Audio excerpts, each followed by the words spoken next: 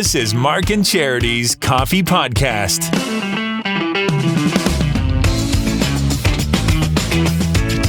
Hope the podcast goes well. I'm not sure we had the best show we've ever had today. I thought it was stellar. But okay. For a Friday, you know. Mark and Charity Coffee Podcast for Friday, December the 9th today. 2 weeks to December the 23rd. Which I think I said before is one of my favorite days, like the day before Christmas Eve. Why? I don't know. It's like the ramp up of the ramp up. It's like Christmas Eve. Well, and to that point, I will admit, I love Christmas Eve so much more than Christmas Day. I think Christmas Eve is my a lot favorite. of people are like that. Yeah. After 10 o'clock in the morning on Christmas Day, it's great. But yeah, the anticipation of 10, Christmas really? Eve is what it's all about. It's usually 7. We're not 7 o'clock is done. Yeah. It's done. We're looking around going, okay, Good work. who wants a coffee? Who needs a Rice Krispie square? No. Don't get me Cinnamon wrong. I buns. get it. But We it's we the have lead cinnamon up, right? buns Cinnamon Christmas buns? morning. You do that? Homemade?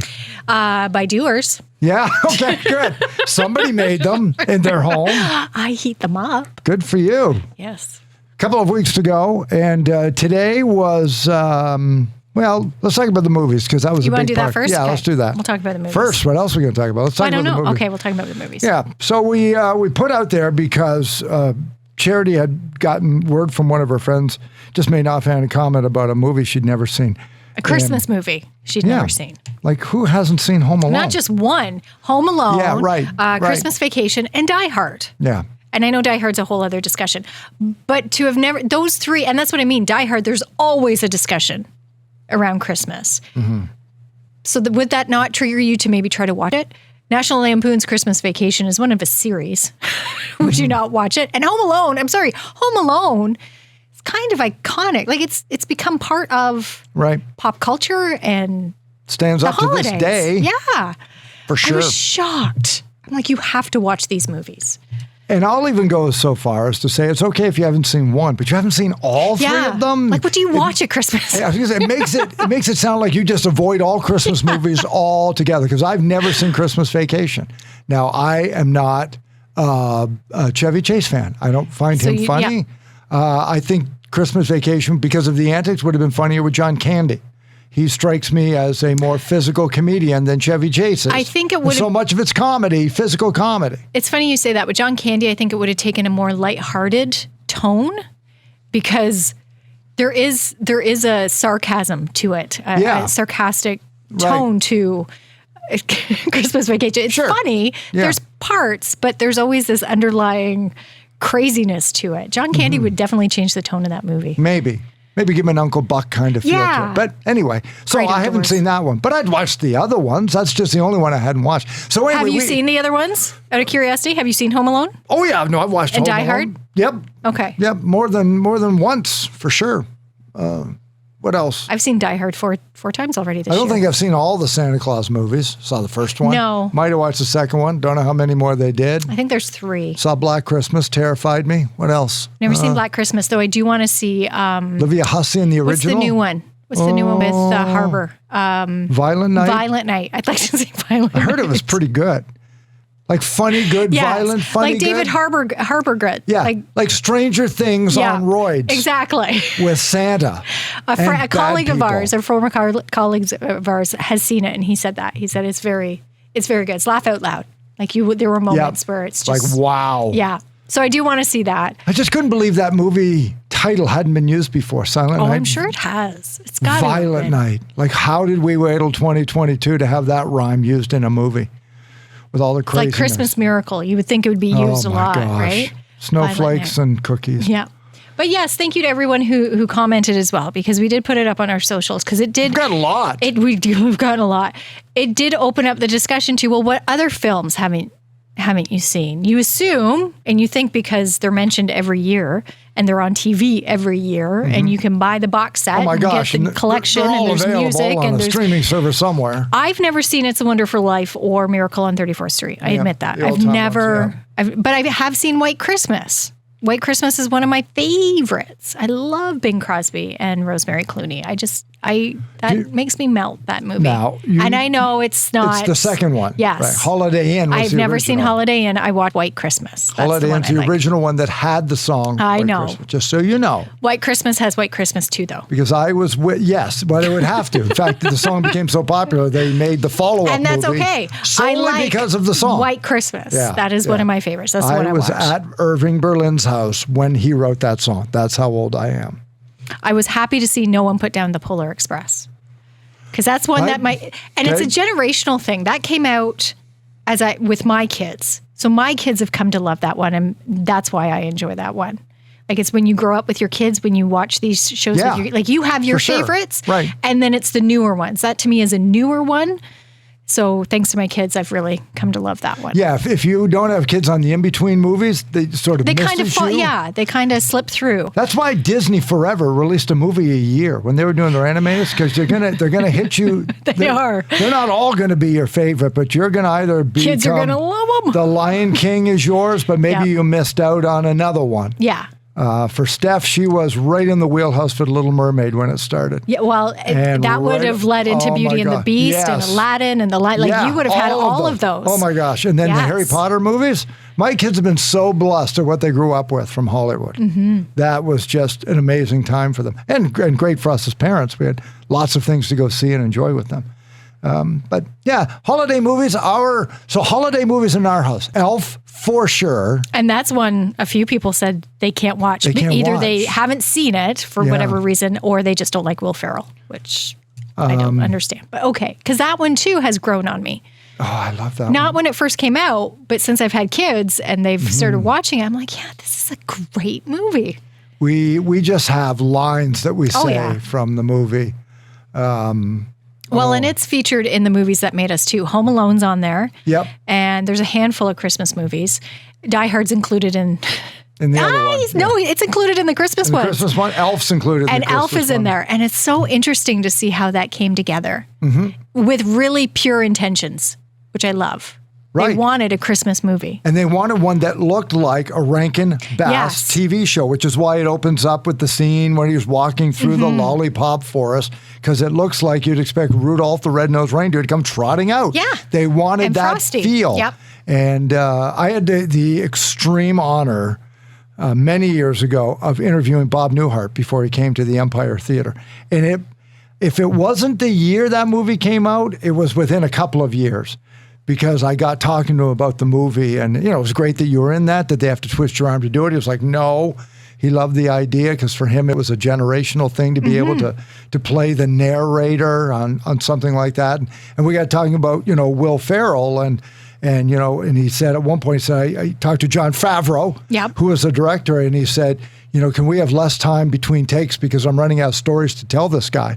Because all Will Ferrell wanted to do was sit with Bob Newhart and talk about, who wouldn't want to sit there? Tell me all your stories. Yeah. Like, he was so respectful. He wasn't like, I'm the star, I'm going to my trailer. Will Ferrell just wanted to hang out with Bob Newhart and who wanted to. But he laughed about that. But he said what he loved most about Will Ferrell, which kind of surprises me a little bit when people say, I don't want to watch it because of Will Ferrell. He said he, from the moment he put on the green suit, played it sweet and naive.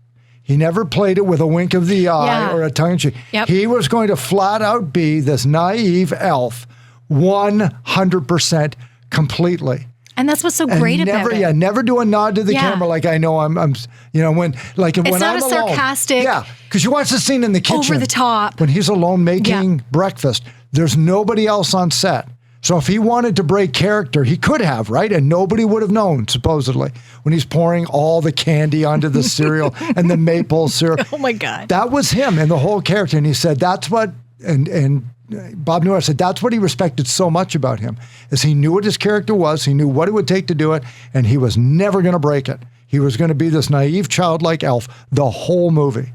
And that's the charm of it. That's the charm. That's why kids love it. That's why families love it, is because it is. It's just an innocent, honest, like sincere Christmas movie. It breaks me up. It's wonderful. One of my favorite lines is when he walks into the office for the first time and Francisco, that's fun to say. Francisco. We use that line. That's fun to say all the time. That's just a regular part of the lines our family has around the house. Oh, that's fun to say. And we know it's crazy, right? So Elf, Jim Carrey's The Grinch from about the same time frame, right? Love it. Holiday, Hooby Wuddy. Always loved that one. And you know what I love best about that one is the reason why his character can't stand Whoville is because they throw their presents away. For them, it's all about the presents, and that's what he doesn't like. And it's like, that's a part about Christmas I struggle with too. It's all about the materialism. Now, the Grinch, of course, takes it to extremes, but it's never about that he's anti-religious or that he doesn't like people who are happy. He doesn't like the hypocrisy of what Christmas is. And then when he's confronted with somebody young and innocent who says, no, I just wanted to come up and wish you a Merry Christmas. And then his heart grows 3 sizes that day. So, and I was really like that one. I guess I like the Benedict Cumberbatch redo. I really like that one. Kind of clever. I do like that one. The Muppet Christmas Carol. I know I've told you about it. And I'm not surprised a lot of people haven't seen that, or maybe it's fallen to the bottom of the list. That's one I try to watch every year too. Michael Caine in that. You're talking about a guy. Yeah, you're talking about a guy who never broke character. He didn't act like he was in a Muppet movie. No. He was in a movie. Scrooge, and he brought it. Yeah. And he's Michael Caine. Singing and all. Yeah, and you'd expect, like, come on, no. I have such respect for that. I do enjoy that one. There's so many different versions of A Christmas Carol. That's one of my favorites, is A Muppets Christmas Carol. I just saw the one with Jim Carrey that was a kind of a stop-action animated from 2009, I believe. Really? I've never seen that one. And that one had Colin Firth in it, and it had... And it's a Christmas Carol, like a Scrooge? Yeah. Scrooged is another one. We didn't talk about Scrooge this morning with Bill Murray. Did anybody say they hadn't seen it? Nobody said they hadn't seen that. But it's not on the poster, so it might have thrown them off a bit. Right. For the longest time, they thought we made your only pick. No, I told you about An American Christmas Carol with Henry Winkler. I told you about that one. Yes, you have told me. It was a TV movie, wasn't it? It was a TV movie. Okay. And I did see it again. I found it and I watched it and I enjoyed it. Not as much. But it's dated. Yeah. So I could see why, if you didn't see it originally and it didn't kind of tug at your heart, so you want to go back, if you just watch it now, you'd say, okay. I am excited about and going back to Will Ferrell, because people have asked him to do a sequel to Elf, and he's always said, no, why? Why? Why would you? It's own story, and it was 20 years ago. And don't do it, because it is.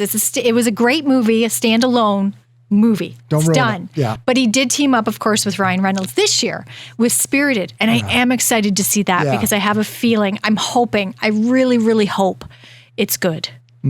I've heard mixed things. Jimmy didn't really like it because of the music. I love them. I love musicals. So I'm hoping that I will love this because it has Will Ferrell and Ryan Reynolds in it. But a lot of people aren't talking about it, which disappoints, because if there was such a yak about it. If it was really good, they'd still be, but it's a take on A Christmas Carol. Yeah. So it's that connection. With those two clowns. With those two. And Octavia Spencer. Yeah. So how can that not be fun? It can't not be an enjoyable movie. But it's also a bit of a nod to It's a Wonderful Christmas if Will Ferrell kind of plays an angel who comes back to help the guy. So there's sort of that little bit of both. Yeah. And I like that. And I have a feeling it'll be fun. I haven't seen it yet, but yes, I would like to see that one this holiday season. And what's your take on a lot of these streaming movies? Because you've seen a couple over the last couple of years, and I saw one I really enjoyed. Like the Hallmark-ish type movies? Or Netflix originals. The one, The Man Who Invented Christmas, that has Christopher Plummer. Oh, those ones. Okay, I haven't seen that one. The Boy Called Christmas, you told me about that one, and I watched that one. Boy Called Christmas, I think. That one was on there. Click that one up.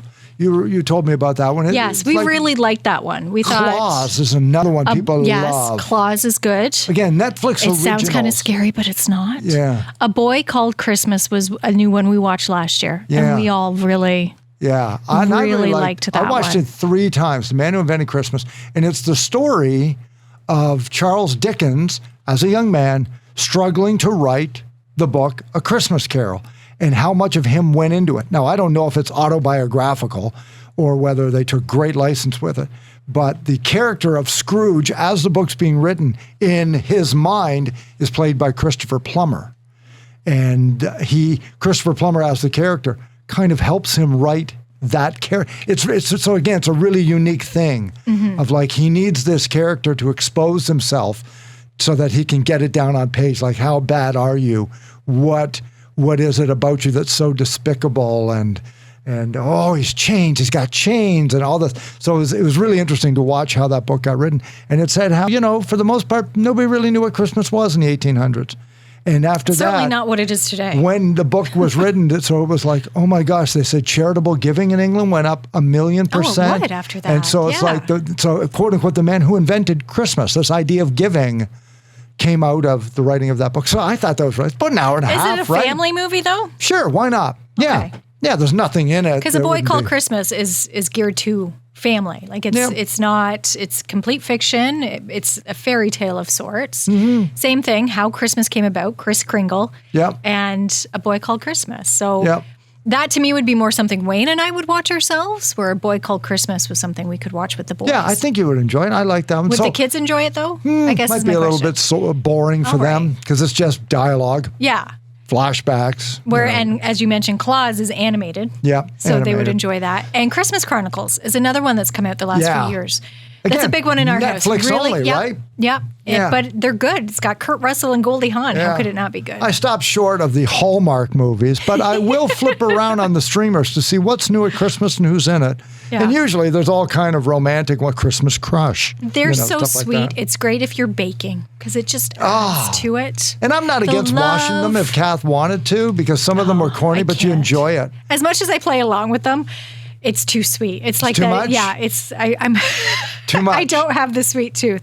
Got to do it in doses. Got to pace myself with the Hallmark. Right. But yeah, you're right. Every so often, it's fluff, right? Got to feel it in your heart, not on your taste buds. Got it. Got to be in the right mindset to watch it. Got it. Yeah. All right. Enjoy your weekend, everybody. I've got one more parade to do in my neighborhood. And Our good neighborhood for you. is having a parade. Awesome. I know. Are you really going to take a station vehicle? Yeah, I am. I'm going to because okay. I take one that's got the flashing lights on top. I think it does. If it doesn't, I don't know what's going on. And just then play roll some down your music. window and be a Because if we don't have 10 vehicles, quote unquote floats, it won't go. They said, no, we won't bother. But we collect food goods for the food bank. So how do you not get off the couch, Mark, in the Christmas season and go help your neighborhood? 3 sizes bigger this weekend. So I'll tell you all about it on Monday. Can't wait. Enjoy your weekend, everybody. It's Mark and Charity Coffee Podcast back again on Monday morning. 2 weeks to go to Christmas. Join us for Christmas nights and stay in the mood on 95.5 Hits FM.